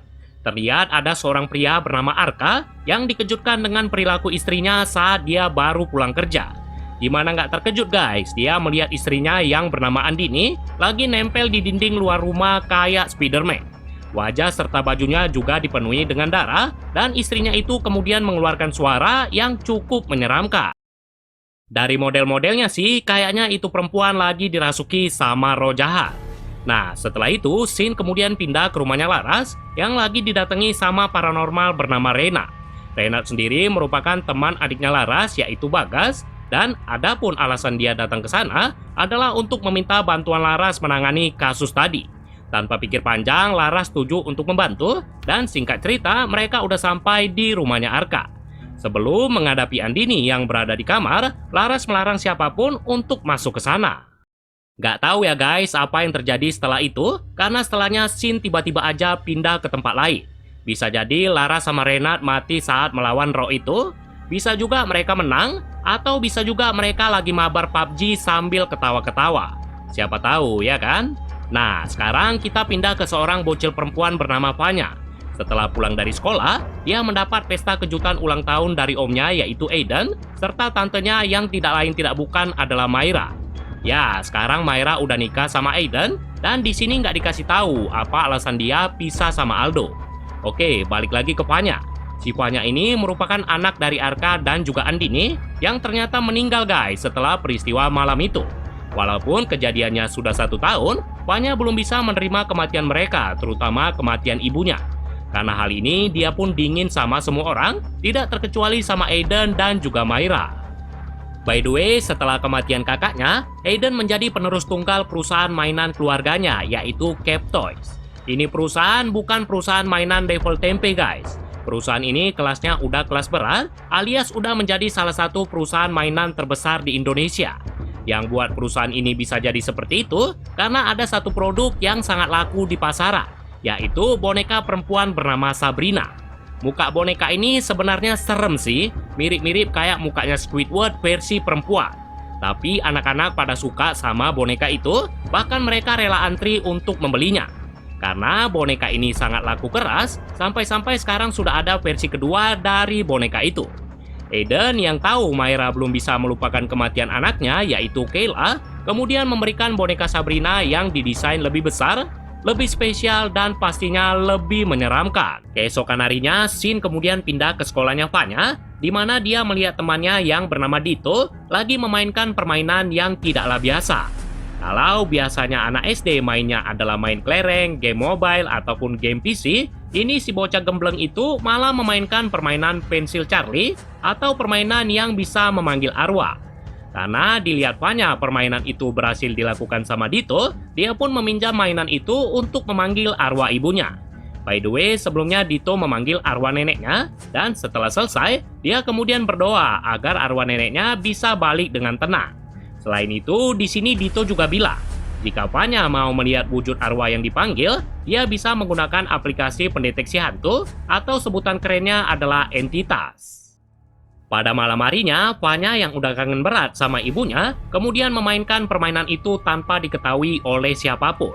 Pas percobaan pertama nggak bisa guys, begitu juga percobaan kedua serta ketiga. Tapi pas percobaan keempat, pensil Charlie bergerak ke arah yes, yang artinya Anda lolos ke babak selanjutnya. Loh, kok jadi Indonesia Idol? Sorry guys, salah server. Maksudnya Fanya berhasil memanggil roh seseorang, tapi nggak tahu itu rohnya siapa. Roman-romannya sih emang benar itu roh ibunya Fanya, karena pas Fanya nanya seputar ibunya, pensil itu selalu bergerak ke arah yes. Hingga pada akhirnya Fanya membuka aplikasi pendeteksi arwah untuk mencari ibunya sampai keluar dari kamar. Tak lama setelah mencari, tepatnya di sebuah ruangan, Fanya melihat sosok yang lagi jongkok, dan setelah didekatinya, inilah yang tiba-tiba terjadi. Ternyata itu adalah Myra yang lagi ngambil senter. Myra pun bingung ngapain Fanya ada di sana, dan Fanya kemudian bilang kalau dia kangen sama ibunya. Myra yang pernah ngalami hal serupa, kemudian memberikan boneka Sabrina agar Fanya enggak ngerasa sedih lagi dan juga enggak ngerasa sendirian. Ini bocah seneng banget guys dikasih boneka itu. Bahkan keesokan harinya, wajah Fanya yang biasanya kecut kayak jeruk nipis, sekarang senyum sumringah, udah kayak senyum Pepsodent. Tapi nih, setelah Fanya nggak sedih-sedih lagi, malah mulai terjadi peristiwa-peristiwa goib di rumah itu. Oh iya, tadi saya lupa bilang guys, saat Fanya memeluk Sabrina ketika tidur, mata boneka itu tiba-tiba bergerak, yang itu artinya, roh yang dipanggil Fanya tadi udah masuk ke dalam boneka itu. Nah, adapun keanehan yang mulai terjadi adalah mulai dari Myra yang mendengar suara kotak musiknya Fanya. Setelah dimatikan, kotak musik itu tiba-tiba hidup sendiri, tapi bukan itu yang ngebuat Myra jadi ketakutan. Di saat yang bersamaan, dia melihat ada boneka Sabrina, padahal boneka Dajjal itu sebelumnya tidak ada di sana. Pada malam harinya, kembali ada kejadian goib, tapi kejadian ini dialami sama Fanya, dan kejadian ini lebih ngeri daripada yang tadi. Fanya yang masih penasaran dengan arwah ibunya, kemudian melakukan pencarian lagi dengan aplikasi tadi. Perlahan-lahan dia pun mulai mencari hingga pada akhirnya aplikasi itu mendeteksi sebuah sosok yang memakai kain putih. Setelah didekati, ternyata itu adalah manekin miliknya Myra. Fanya yang ngerasa aplikasi itu nggak guna, kemudian berniat untuk pergi, tapi tiba-tiba aja muncul tangan hitam yang menariknya ke dalam lemari. Teriakan keras Fanya didengar sama Aiden, dan Aiden pun langsung cepat-cepat nyelamati dia dari dalam lemari. Aiden bingung ngapain keponakannya itu ada di sana, dan Fanya pun jawab kalau ada seseorang yang menariknya ke sana. Sambil pergi, Fanya ngeliati lemari itu, bertanya-tanya siapakah yang tadi menarik dia. Apakah itu arwah ibunya? Atau mungkin saja itu arwah orang kesasar? Atau mungkin saja itu Aslan guys yang mau ngajak dia ke dunia Narnia? Bisa jadi, ya kan? Nah, saat semua orang udah tidur, bocah itu diam-diam kembali mencari ibunya, dan kali ini dia berhasil. Dia menemukan sosok wanita berpakaian putih, kepalanya dipakaikan kerudung, tapi wajahnya tidak diperlihatkan. Wanita itu kemudian ngajak Fanya untuk tidur, sambil ngomong kalau dia tidak akan meninggalkan Fanya. Apakah benar itu ibunya Fanya? Nggak tahu guys, kita lihat aja lah nanti. Keesokan paginya, kembali lagi nih si boneka Dajjal berbuat ulah, ditambah lagi dengan sosok wanita berpakaian putih tadi. Kali ini kembali Myra yang diganggu, beberapa kejadian yang buat dia cukup terkejut. Mulai dari dirinya yang mendengar Fanya ngomong sendirian di kamar, lalu dia melihat Sabrina yang tiba-tiba nongol di tangga, kemudian Myra yang nggak sadar Sabrina lagi lari-larian di belakangnya, lalu Myra yang juga nggak sadar diliati sama si boneka Dajjal itu, dan yang terakhir dia dikejutkan dengan sesuatu yang muncul dari balik kain hitam. Kalian pikir itu Sabrina ya? Nggak guys, itu si bocil pembuat masalah yang katanya lagi bermain peta umpet sama ibunya. Mendengar ini, Myra pun langsung bingung. Masa orang yang udah mati bisa diajak bermain? Nah, Myra yang berpikir Fanya sedang berhalu, kemudian ngebahas masalah ini sama Eden. Eden pun langsung kasih saran, yaitu ngajak Fanya untuk jalan-jalan agar keponakannya itu bisa mendapat suasana baru. Singkat cerita, mereka pun langsung terbang untuk liburan di sebuah pulau yang penghuninya cuman mereka bertiga. Gak tau lah ya, ada orang lain atau enggak, soalnya cuman mereka aja yang kelihatan ada di sana. Berpikir liburan itu bakal indah dan juga ceria-ceria, mereka nggak sadar kalau ada sesuatu yang udah nungguin, dan sesuatu itu bakal ngebuat hidup mereka dalam masalah. Saya kasih tahu ya satu-satu kejadian apa saja yang mereka alami. Mulai dari Myra yang mau dikubur hidup-hidup oleh sosok berpakaian putih tadi, tapi untungnya dia diselamatkan oleh Eden. Kemudian pada malam harinya, Myra mendengar sosok berpakaian putih tadi lagi mainin piano, dan setelah diceknya, ternyata emang benar itu adalah sosoknya Andini. Tapi guys, tak lama kemudian, di saat Andini membalikkan wajahnya, ternyata ada wajah lain di belakang kepalanya, dan wajah itu benar-benar sangat mengerikan. Belum selesai dibuat ngeri-ngeri sedap dengan hal itu, sosok itu kemudian mengejar Myra hingga dia lari masuk ke ruangan gelap. Saat lampu dinyalakan sama Myra, ternyata sosok itu sudah berada di depan mukanya. Eden yang mendengar istrinya berteriak langsung pergi mencarinya hingga dia menemukan Myra yang sedang histeris. Myra kemudian nunjuki apa yang dia lihat tadi, tapi makhluk itu udah nggak ada lagi. Nah, di saat mereka lagi ngelihat CCTV, mereka ngerasain ada sesuatu yang aneh. Terlihat makhluk itu mendekati mereka dari CCTV, tapi saat dilihat pakai biji mata mereka sendiri, makhluk itu tidak ada di sana. Bodohnya pasangan suami istri ini bukannya kabur dari sana, mereka malah pelangak-pelongok hingga mereka pun di smackdown alias dibanting sama sosok itu. Gak cukup dengan hanya ngebanting mereka aja, makhluk itu dengan ngerinya muncul dari kegelapan sambil mengejar mereka. Sontak mereka pun langsung lari pontang-panting masuk ke kamar penginapan sambil bangun Fanya. Di sini pun mereka masih dikejar guys, nggak dikasih nafas sama makhluk jelek yang hidungnya kayak Pinocchio itu.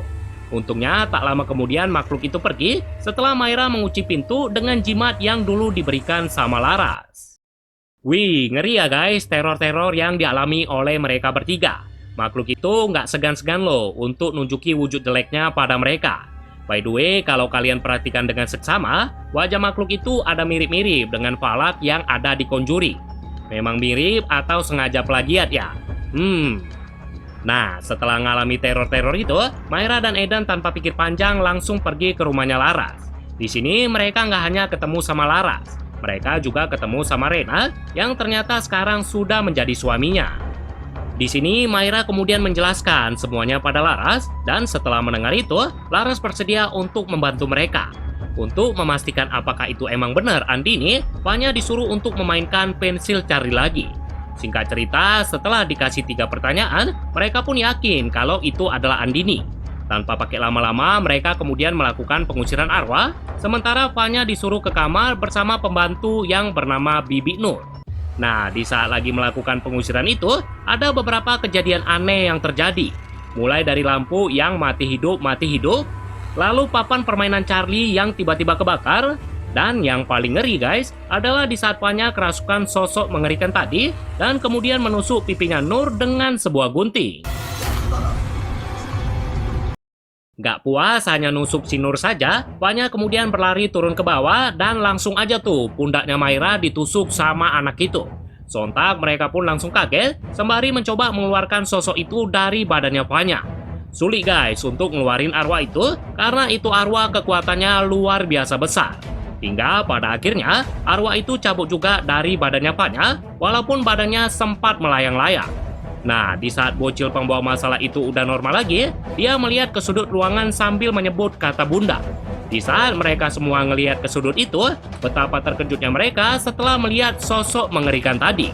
Laras bahkan lebih terkejut guys. Kenapa? Karena dia tahu itu bukanlah arwah Andini, melainkan sosok iblis yang bernama Bagia. Walaupun sempat terjadi goncangan kuat di rumah itu, bahkan barang-barang juga berterbangan dibuat sama Bagia, untungnya mereka semua bisa keluar dari rumah itu. Nur juga berhasil diselamatkan dari sana bersamaan dengan boneka Sabrina. Dan agar iblis itu nggak keluar dari sana, Laras kemudian menyegel pintu dengan kalung jimat yang punyanya Myra tadi. Setelah itu, mereka kemudian membawa Nur dan Laras ke rumah sakit. Di sini Renat bilang guys, kalau sosok mengerikan tadi itu bukanlah Andini, melainkan anak iblis bernama Bagia.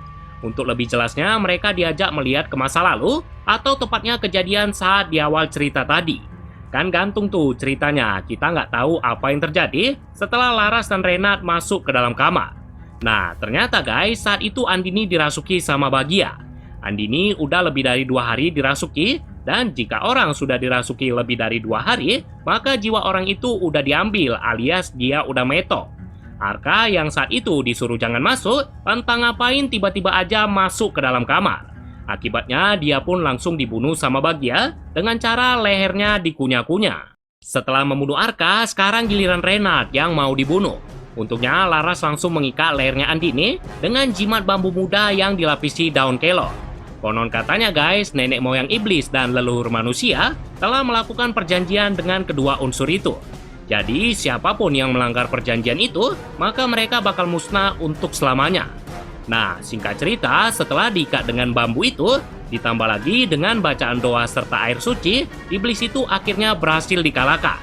Kepala Andini copot karena jimat itu, dan tubuhnya kemudian lenyap menjadi debu.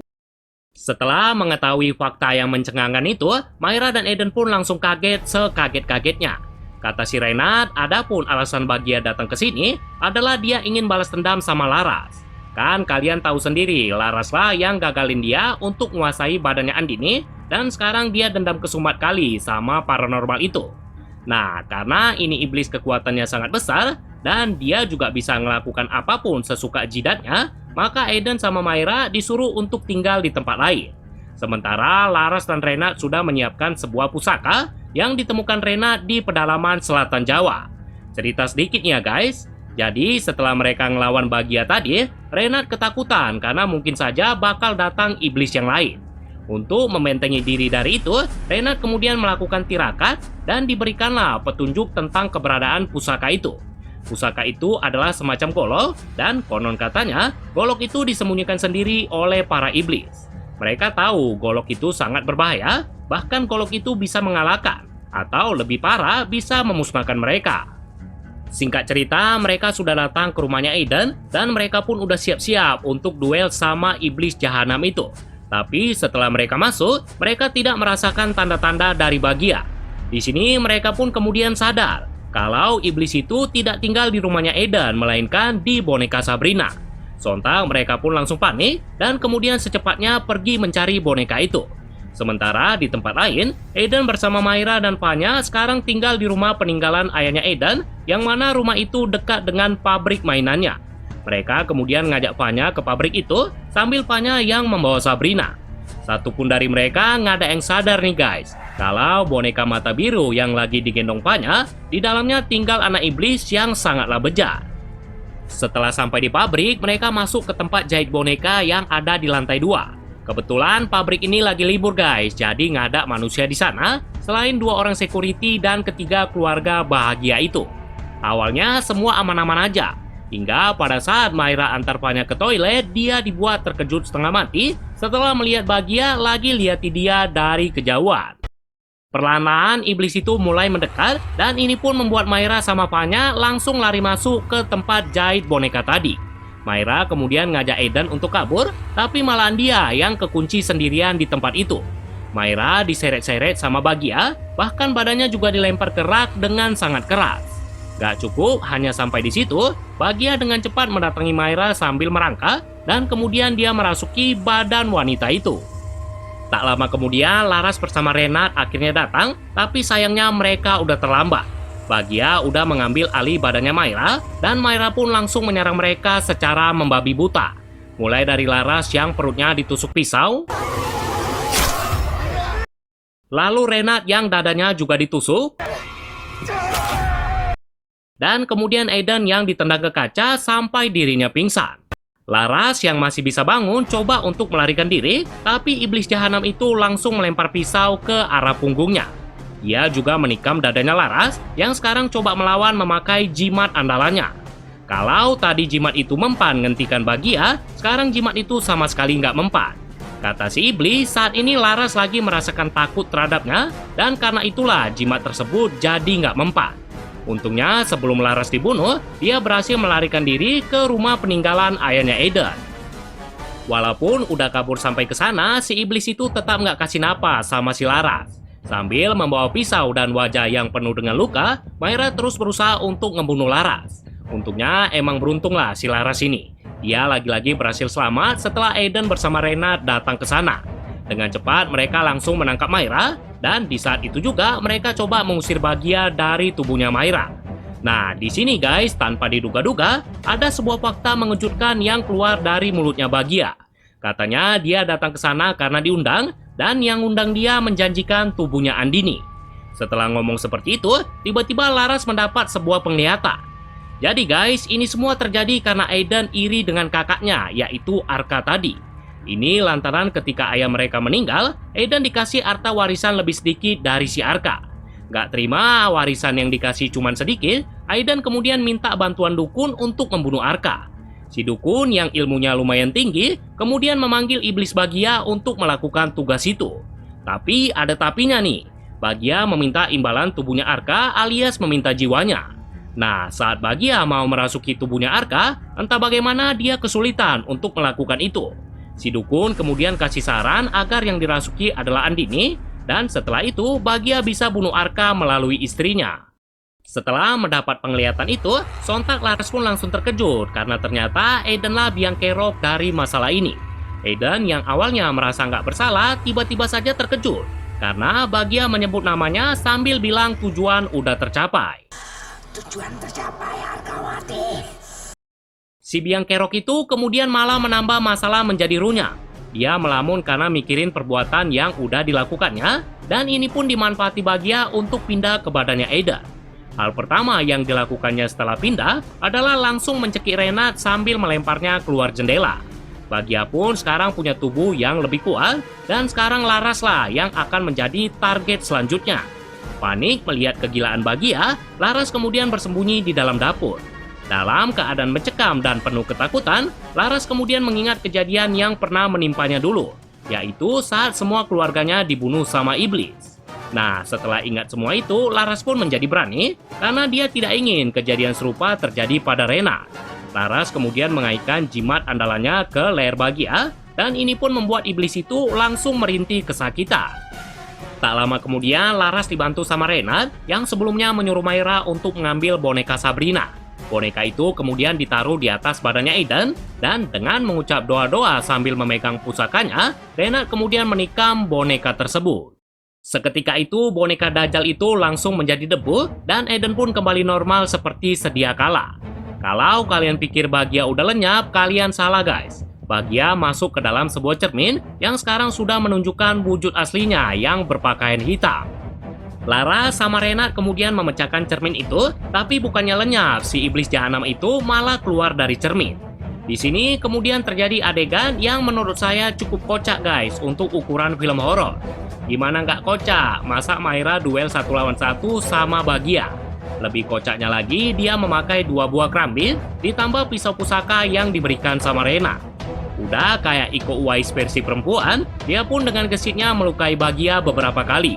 Hingga pada akhirnya Bahagia berhasil dimusnahkan setelah jantungnya ditusuk dan lehernya juga ditebas sama Laras. Epic sih adegan pertarungannya, tapi agak aneh aja masa iblis diajak Baiwan. Nah, setelah si Bahagia pulang kampung ke neraka, mereka semua pun kemudian bisa bernapas lega. Tapi tetap ada satu orang yang harus bertanggung jawab atas semua ini, yaitu Aiden. Dia harus rela dimasukkan ke dalam penjara, dan pastinya dia bakal dihukum sangat lama di sana. Sementara sekarang Myra tinggal sama Vanya berdua, dan Myra pun udah anggap Vanya seperti anak kandungnya sendiri. Sebelum film ini diakhiri, ada satu adegan yang cukup menyentuh, yaitu Vanya yang bermimpi tentang ibunya. Di sini ibunya pamit sama Vanya, tapi sebelum pamit dia bilang sesuatu sama anaknya itu. Katanya dia nggak mau Vanya sedih-sedih lagi, dan Fanya harus bersyukur karena punya Mama Maira yang sangat sayang kepadanya. Scene film ini kemudian ditutup dengan Laras yang mendapat telepon tentang kasus lain yang lebih mengerikan.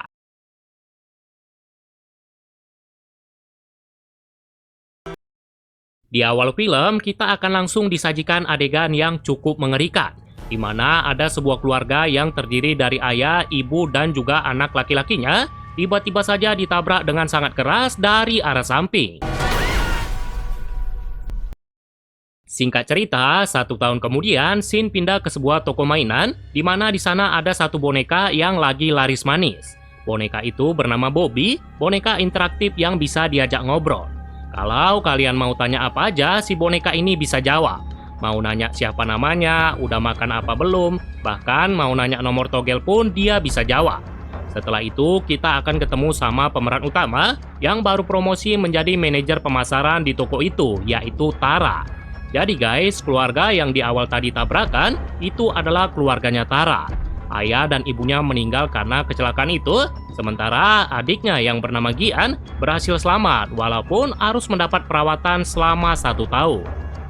Gak cukup hanya kehilangan ayah dan ibu saja, mereka juga harus kehilangan rumah karena disitang sama bank untuk nutup pinjaman orang tua mereka.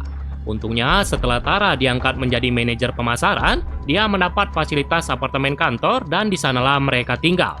Nah, karena sekarang Gian sedang berulang tahun, Tara kemudian memberikan hadiah spesial untuknya. Hadiah itu tidak lain tidak bukan adalah boneka Bobby yang langsung membuat Gian girang segirang-girangnya. Boneka itu sebenarnya bukan Tara yang beli, melainkan pacarnya yang bernama Aryan. Dia nitip sama Tara untuk diberikan ke Gian, karena Gian nggak tahu kalau kakaknya itu udah punya pacar. Nah, setelah ngasih boneka itu, Tara kemudian ngomong soal Aryan sama Gian. Bukannya senang lihat kakaknya bahagia karena udah punya pacar, wajah Gian yang tadinya sumringah, tiba-tiba aja berubah 180 derajat. Katanya, dia nggak suka kalau kakaknya punya pacar, karena nanti kakaknya nggak bakal sayang lagi sama dia. Tara kemudian bilang kalau Gian adalah orang yang paling dia sayangin, karena tinggal dialah keluarga Tara satu-satunya di dunia ini. Keesokan malamnya, Tara membawa Gian ke acara tahun baru kantor, sekaligus mau ngenalin dia sama Aryan. Terlihat wajah Gian yang hanya datar saja, bahkan saat diajak salaman, dia pun nggak mau. Walaupun kesan pertamanya nggak begitu baik, Aryan nggak peduli karena pikirnya Gian hanyalah anak kecil. Nanti kalau udah disogok sama sesuatu, pasti itu anak bakal suka juga sama dia.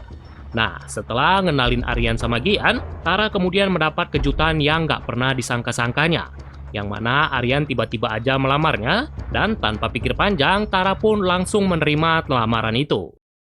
Malam yang seharusnya menjadi malam yang sangat indah dan penuh sejarah, malah berubah menjadi malam yang sangat kelam bagi Tara.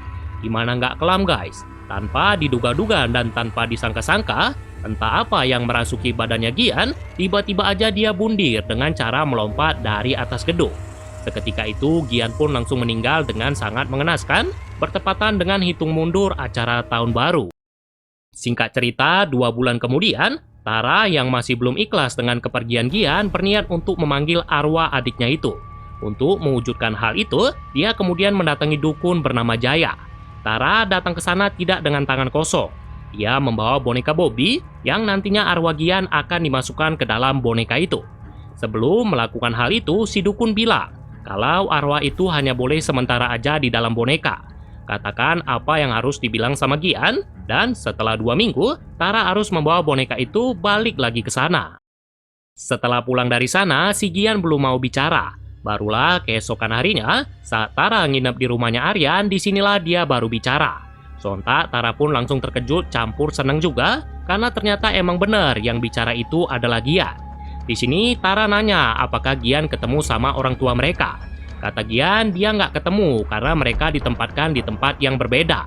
Karena kematiannya yang bundir, jadi Gian ditempatkan di neraka, sementara orang tua mereka ditempatkan di surga. Mendengar itu, sontak Tara pun langsung menangis sambil meminta maaf soal kejadian malam itu. Andai aja dia nggak ninggalin Gian sendirian, pasti kejadian mengerikan itu nggak bakal terjadi. Nah, untuk sementara, Tara nyuruh Gian berperilaku seperti boneka Bobby pada umumnya. Jangan buat sesuatu yang mencurigakan, karena hal ini nggak mudah diterima dengan akal sehat. Nanti pelan-pelan dia bakal bilang sama Aryan dan juga Mika, anak Aryan dari pernikahan dia sebelumnya. Tara yang awalnya nggak mau nikah karena kematian adiknya, sekarang berubah pikiran karena adiknya udah kembali.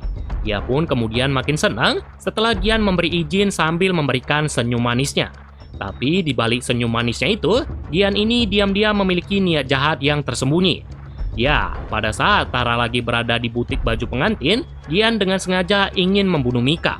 Adapun cara Gian ingin membunuhnya adalah dengan cara mendorongnya dari atas tangga. Untungnya Mika hanya mengalami luka-luka saja dan dia pun kemudian dibawa ke rumah sakit. Sementara si boneka laknat itu hanya duduk saja di tangga, ngeliatin mereka sambil cengar-cengir. Malamnya setelah kejadian itu, Tara nanya sama Gian apa yang terjadi. Di sini si boneka laknat itu berbohong dengan bilang kalau Mika terpleset dari tangga.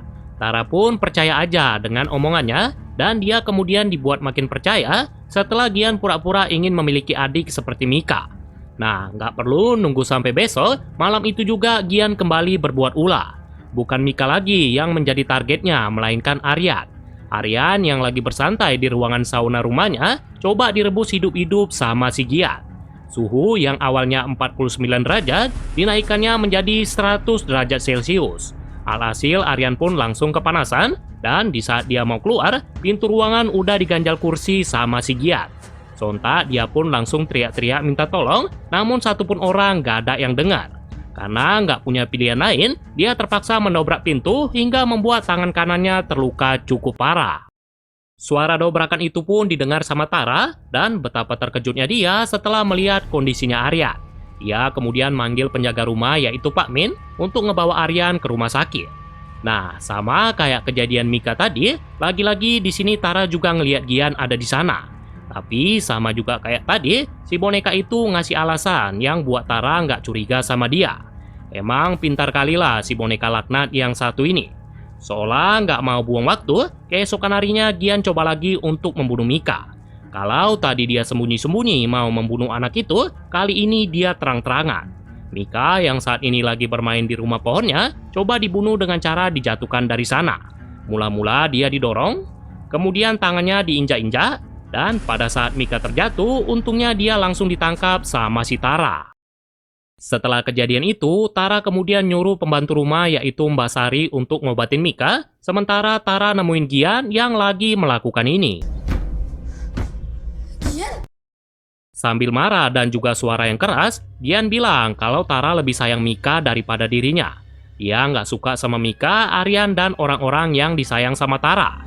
Dan dia nggak mau semua orang-orang itu ada. Mendengar itu, sontak Tara pun langsung terkejut karena dia bingung kenapa adiknya itu bisa berubah sejahat ini. Agar Gian tidak melukai siapa-siapa lagi, dia kemudian ngunci boneka itu di sebuah ruangan. Untuk mencari solusi akan hal ini, dia kemudian nelpon sahabatnya yaitu Rere.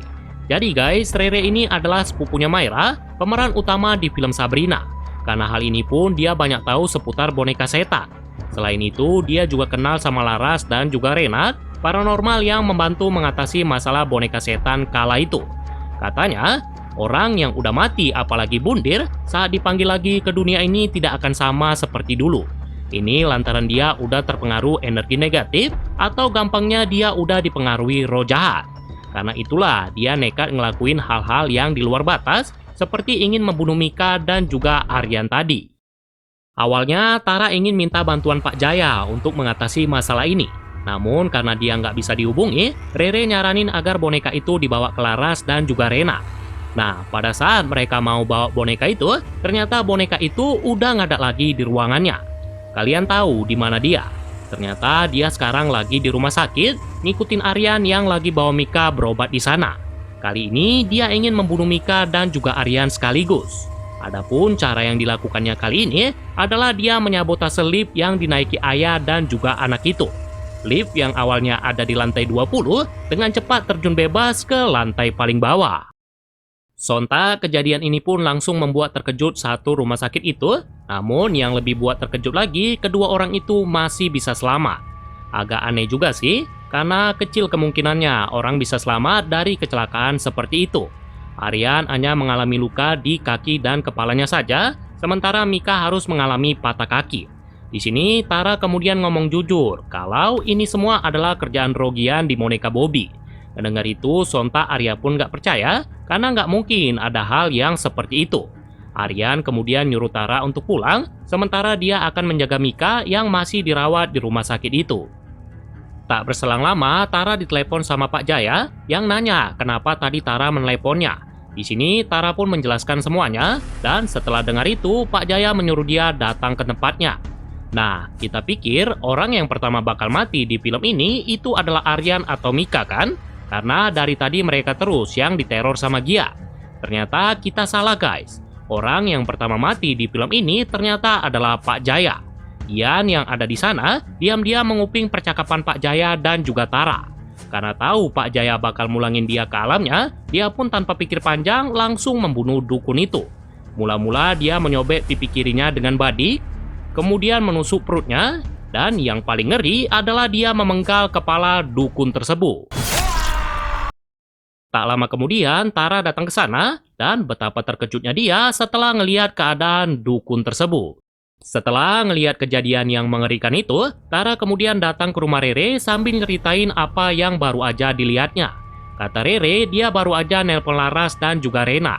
Kata mereka, untuk menghentikan boneka setan itu, Tara harus mengambil bagian tubuh Bobby dan juga bagian tubuh Gian yang udah dikubur.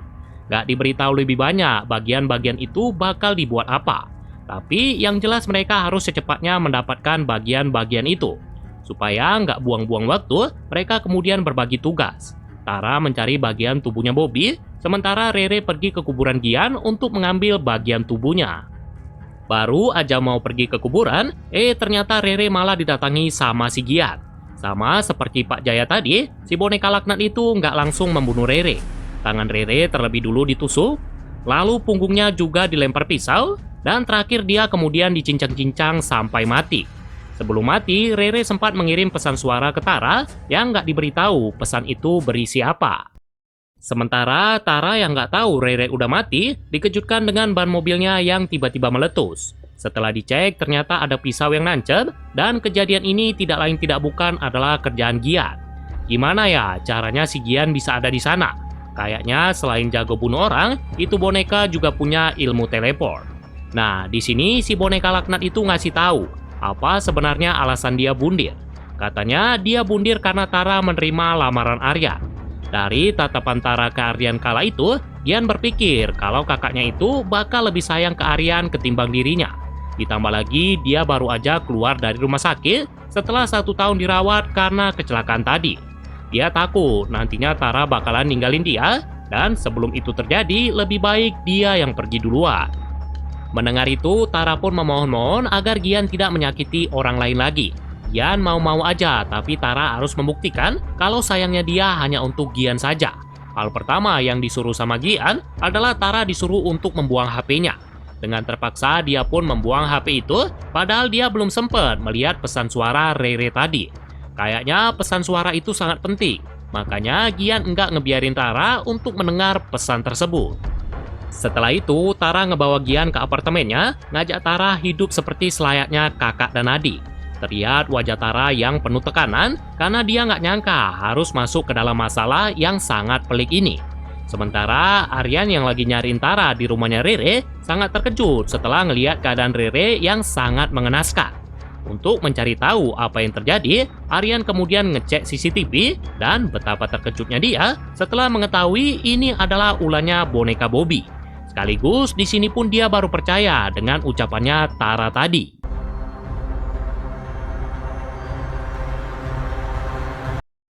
Takut Tara bakal bernasib sama seperti Rere, Aryan kemudian cepat-cepat datang ke apartemennya.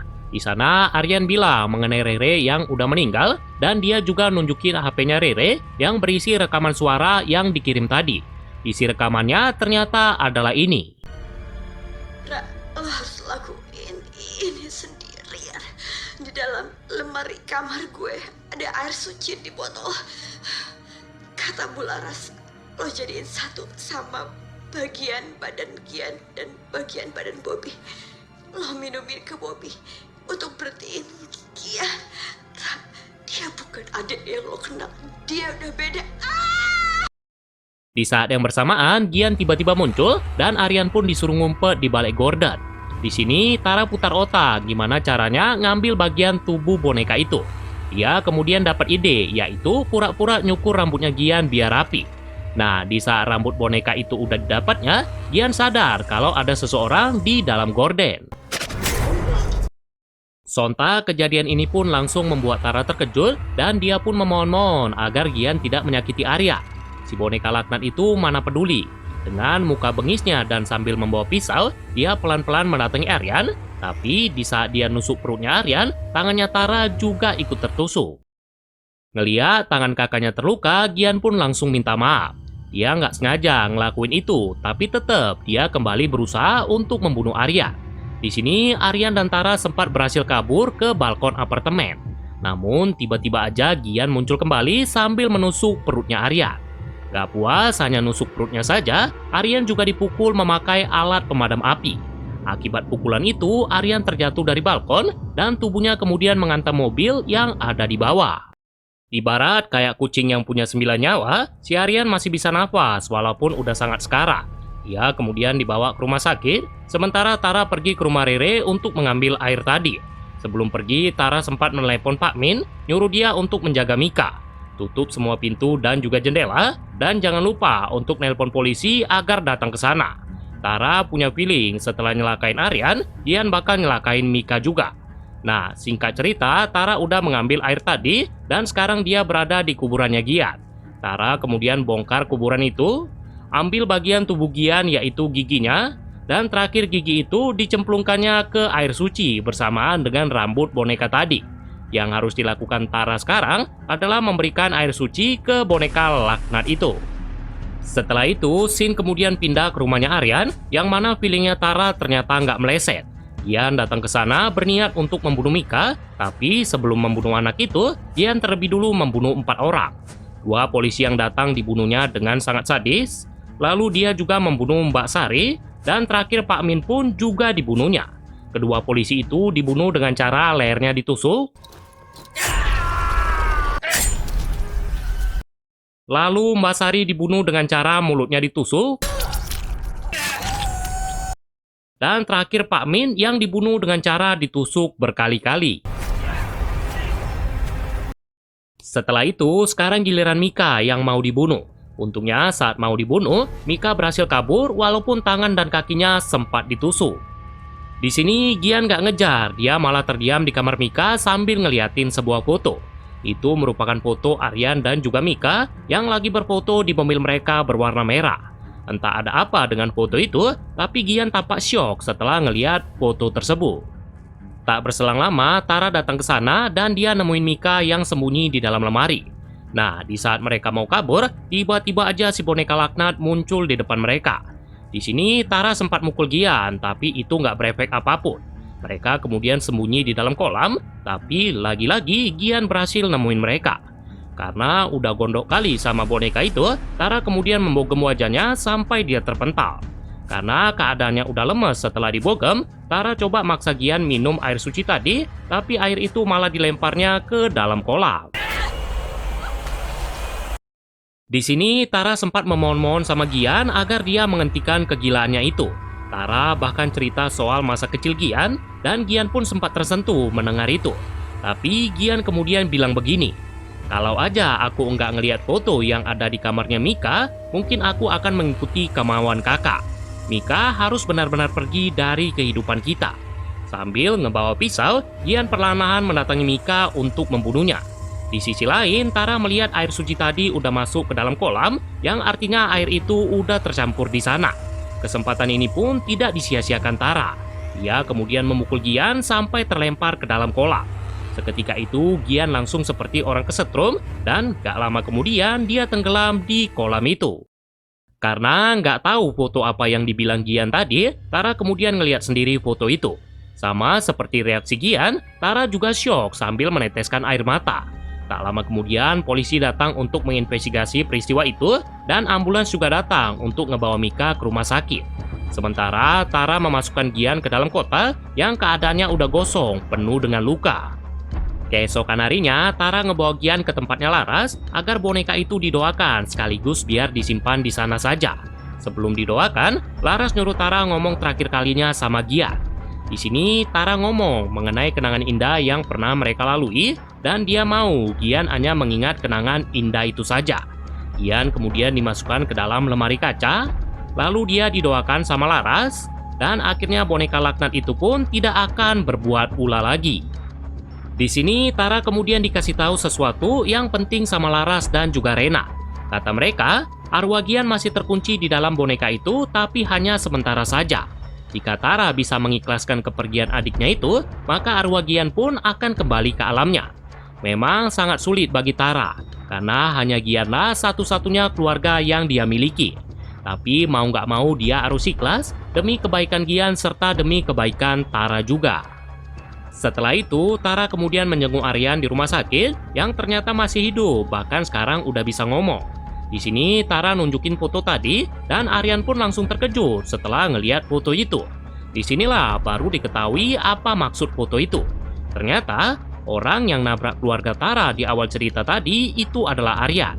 Kala itu, Aryan lagi buru-buru ngebawa Mika ke rumah sakit karena Mika nggak sengaja makan kacang. Mika sendiri alergi dengan kacang dan karena hal itu Mika pun hampir meninggal. Karena panik, Aryan kemudian ngebut sengebut-ngebutnya dan saat di persimpangan dia menabrak mobil keluarga Tara. Awalnya ayah dan ibu Tara masih selamat, namun mereka kemudian meninggal setelah dihantam sama truk yang tiba-tiba muncul. Gian yang saat itu berhasil selamat nggak sengaja ngelihat mobilnya Aryan. Itulah kenapa dia benci kali sama Aryan, karena Aryan secara nggak langsung udah ngebunuh ibu dan juga ayahnya. Nah, karena saat itu Aryan lagi buru-buru, jadi dia pun pergi ninggalin mereka begitu aja. Sesampainya di rumah sakit, Aryan ngelihat mayat ibu dan ayahnya Tara dibawa ke sana. Di sana dia juga ngelihat Tara udah nangis-nangis, yang saat itu mereka belum saling kenal.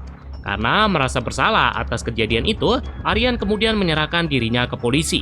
Dia pun kemudian disidang, namun dia dinyatakan tidak bersalah. Menurut hakim itu murni kecelakaan dan Aryan hanya perlu membayar ganti rugi sama si Tara.